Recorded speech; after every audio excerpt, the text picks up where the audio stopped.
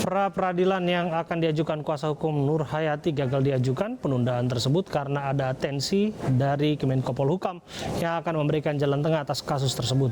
Keluarga Nur Hayati berharap status tersangka yang disandang ibu dua anak tersebut segera dicabut.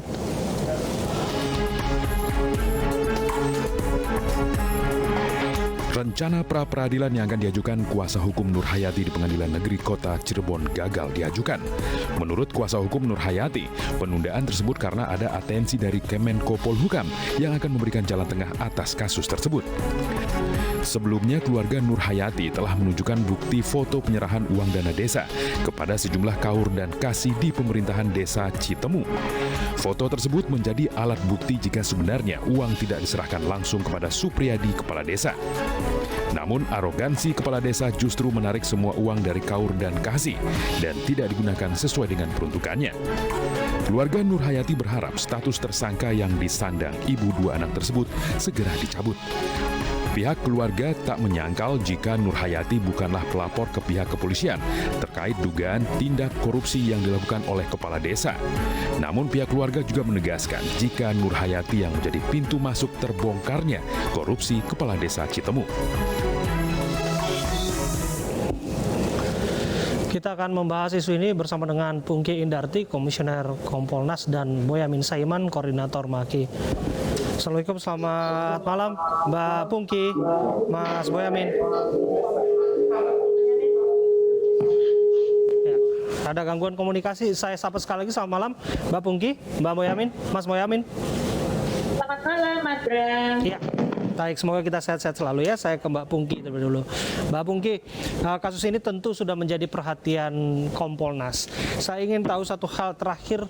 Polda Jawa Barat menyatakan bahwa status Nur Hayati sebetulnya bukan pelapor, tapi terungkap pengakuan dari Ketua Badan Permusyawaratan Desa Citemu bahwa memang sengaja dirahasiakan statusnya karena untuk memastikan bahwa yang bersangkutan tidak mendapatkan ancaman begitu. Jadi dokumen itu dikumpulkan oleh Nur Hayati, kemudian diberikan kepada Ketua BPD-nya dan Ketua BPD-nya melapor. Bagaimana kemudian temuan-temuan ini disikapi oleh Kompolnas?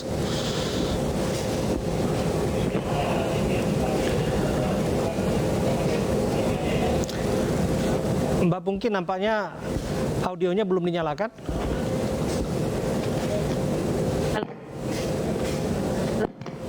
Halo Mbak Pungki. Iya, nampaknya masih ada Mbak Pungki. Iya, masih ada gangguan komunikasi kami dengan Mbak Pungki. Saya ke Mas Boyamin terlebih dahulu. Mas Boyamin, ada istilah menyembunyikan status Nur Hayati sebagai pelapor dalam hal ini untuk menghindari ancaman dari kepala desa yang dilaporkan menyalahgunakan keuangan negara. Menurut Anda, apakah temuan ini sebetulnya bisa dipertimbangkan matang-matang untuk setidaknya mencabut status tersangka? Sejak awal aku yakin kok sebenarnya Bu Nur Hayati ini pelapor dalam konteks yang dia yang paling paham dan sudah mengatakan 2 tahun melakukan komunikasi inten, berinteraksi inten dengan penyidik untuk membongkar perkara ini. Dan ini sekali lagi akhirnya saya menyayangkan, satu, negara tidak hadir melindungi pelapor. Kedua, komunikasi penegak hukum kita sangat buruk.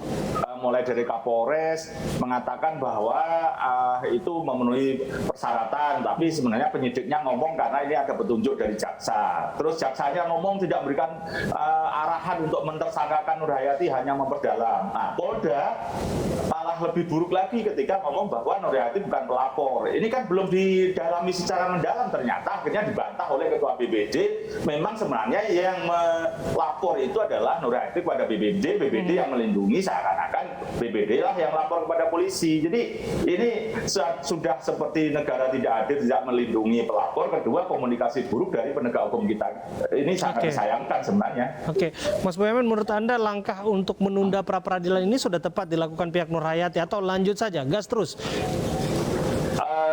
Kalau saya boleh mengatakan diri kan sebagai raja pra-peradilan, hampir 150 saya sudah pra-peradilan. Tapi saya menyarankan tunda dulu. Jadi ini kan semua sudah peduli, Mbak Pak Pungki pun Kompolnas juga udah peduli, terus kemudian kemarin LPSK juga turun ke sana, Kemenko Polhukam katanya tadi turun. Jadi ya sudah, dalam pengertian kan sederhana. Ini ditunda setidaknya prosesnya menunggu sidangnya kepala desa, nanti akhirnya terungkap bagaimana fakta persidangan, dan kalau tidak terbukti tinggal di SP3, kalau memang terbukti Nur Hayati bisa dibawa ke pengadilan. Jadi keadilan bagi Nur Hayati cukup sederhana, minimal ditunda. Tapi yang jelas kan yang bersangkutan saat ini kan kesulitan untuk berinteraksi dengan kedua anaknya misalnya, karena dia kan statusnya ibu yang menjadi pesakitan dalam hal ini. Mereka butuh jawaban cepat dan perhatian cepat dari otoritas yang bertanggung jawab. Menurut Anda langkah apa yang paling tepat? Kalau negara hadir ya langsung SP3, karena memang tidak ada bukti bahwa Bu Nur Hayati menikmati. Kedua, dia diperintah, pasal 51 KUHP jelas dia menjalankan perintah atasan tidak bisa dipidana, dan memang ada bukti baru bahwa dia juga sudah memberikan kepada kaum-kaum yang lain, baru kemudian diambil kepala desa. Kan berarti memang tidak ada cukup bukti. Ya di SP3 sekarang selesai, itu aja. Oke, saya kembali ke Mbak Pungki, sudah bergabung kembali bersama kita. Iya, kami masih memperbaiki jalur komunikasi kami dengan Mbak Pungki. Lanjut, satu hal yang menarik bahwa disebutkan KPK akan memberikan perhatian terhadap kasus ini. Ini juga menarik. Kalau kita bicara soal kerugian negara, sebetulnya memang nilainya cukup tinggi. Ada 818 juta dana desa yang dipertaruhkan atau yang raib dalam kasus ini. Tapi kalau menurut Anda penting tidak KPK turun tangan? Ya, dia kan memang tugasnya undang-undang supervisi, melakukan koordinasi, kalau ada yang nggak benar diluruskan. Memang tugasnya KPK. Sebenarnya semua perkara korupsi itu SPDP-nya, surat pemberitahuan dimulainya penyidikan, ditembuskan KPK, sehingga KPK bisa memantau perkara-perkara yang ditangani penegak hukum lain, baik jaksa maupun polisi. Nah, karena ini perkaranya kemudian jadi rame, menjadi viral, maka KPK juga turun tangan. Memang sudah kewajibannya sebenarnya, dan ini menjadi kewajiban kita semua untuk melindungi pelapor yang sudah berusaha mengorbankan dirinya dalam posisi ini untuk bersedia menjadi martir, bahasa saya begitu. Jadi kan harapan kita masyarakat ini berbondong-bondong untuk jadi pelapor. Dengan kasus ini bisa takut. Nah, maka negara harus hadir. Padahal kalau saya bisa mengharapkan masyarakat bahkan mengawal lebih jauh sampai mengajukan gugatan pra-peradilan seperti yang kita lakukan kalau perkara-perkara mangkrak gitu loh. Tapi ketika ini baru melapor aja udah dibunuh begini, ya rasanya berat lah gitu. Maka negara harus hadir menyelesaikan ini segera SP3. Jadi kalimat saya tadi dibunuh itu kan hanya eufemisme aja. Makasih. Iya, saya ke Mbak Pungki. Mbak Pungki.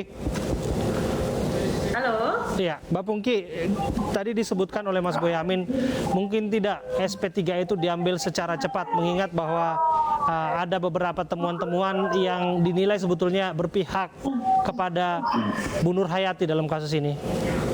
Iya, SP3 dimungkinkan, tetapi memang perlu harus ada gelar perkara terlebih dahulu. Dan Kompolnas sudah mendorong kepada Wasidik untuk segera turun dan kemudian memberikan bimbingan.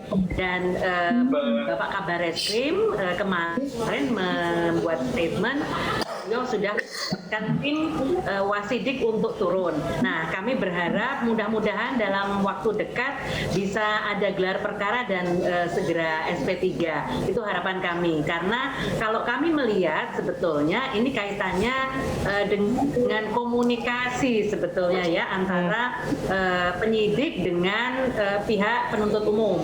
Karena kan selama 2 tahun ini nggak ada perintah untuk katakan memperdalam bendahara ya Ibu Nur Hayati. Tapi pada saat di ujung ternyata memang ada perintah untuk melakukan pendalaman. Oleh karena itu kemudian saudara Hayati dijadikan tersangka. Nah, ini kan sebetulnya dari proses sidik-sidik selama 2 tahun kan nggak ada apa namanya ya, nggak ada indikasi ke arah saudari Nur Hayati, apalagi juga pihak penyidik masih belum bisa menemukan ada indikasi Nur Hayati menikmati hasil korupsi itu. Nah, ini yang harusnya menjadi pertimbangan. Nah, kami juga berharap sebetulnya terkait dengan berharap Kejaksaan Agung dapat melakukan eksaminasi terhadap kasus ini, karena kami melihat kasus Ibu Nur Hayati ini tidak hanya menyangkut Cirebon saja, tetapi ini sudah level nasional ya.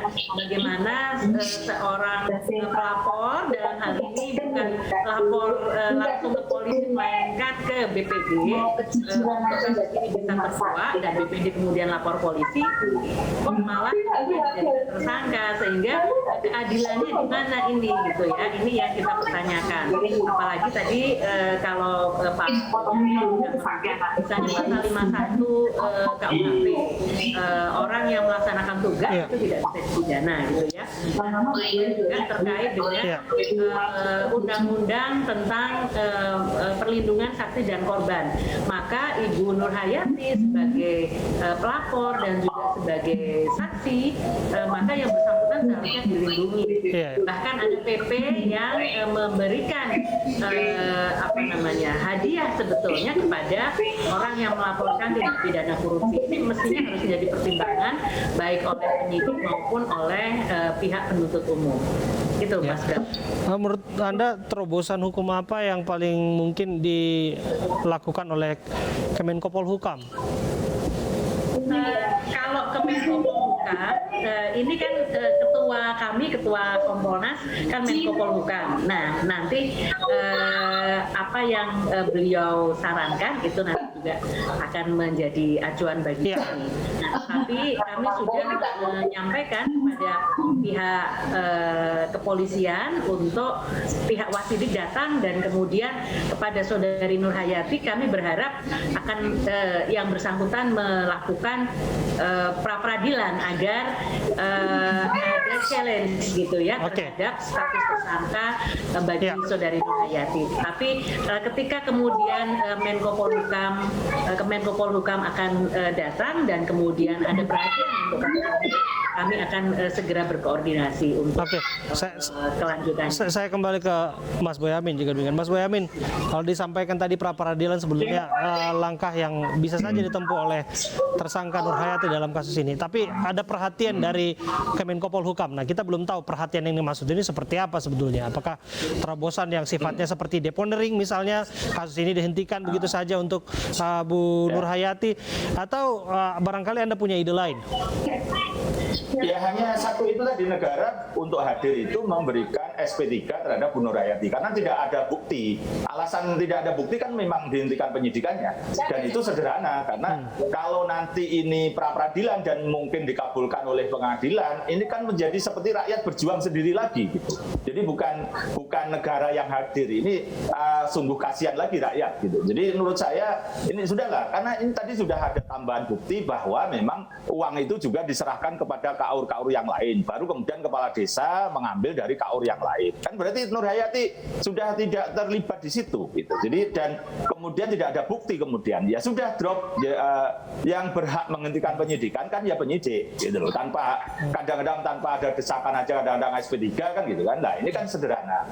Dan kalau memang ini dulu petunjuknya kejaksaan, ya maka data dan fakta ini disampaikan kejaksaan, nanti kejaksaan biar memberikan petunjuk. Tapi katanya sudah P21, kan malah ketawa saya terus terang aja. Dan memang saya sudah menyerahkan resmi kepada Kejaksaan Agung pidana khusus maupun Jaksa Agung Muda Pengawasan untuk dilakukan ekspos dan eksaminasi. Kita tunggulah 2 minggu ke depan kira-kira apa formulanya, dan kalau ini sudah Kemenko Polhukam juga turun tangan, saya yakin 2 minggu depan saya kira sudah clear lah di SP3 ini, saya yakin. Jadi ini tinggal kita mengawal aja, dan Pak Pungki juga mengawal di kepolisian, dan kita berharap betul ini negara bisa hadir. Jangan biarkan rakyat berjuang untuk membela dirinya dengan pra-peradilan. Oke, kita akan tunjuk anomali kasus ini, karena menarik sekali kasus ini sebetulnya, yang mana yang bersangkutan adalah pahlawan, tapi justru saat ini menjadi pesakitan. Akan seperti apa akhir ceritanya, kita akan tunggu. Terima kasih Mas Boyamin, terima kasih Pak Pungki. Mirsa.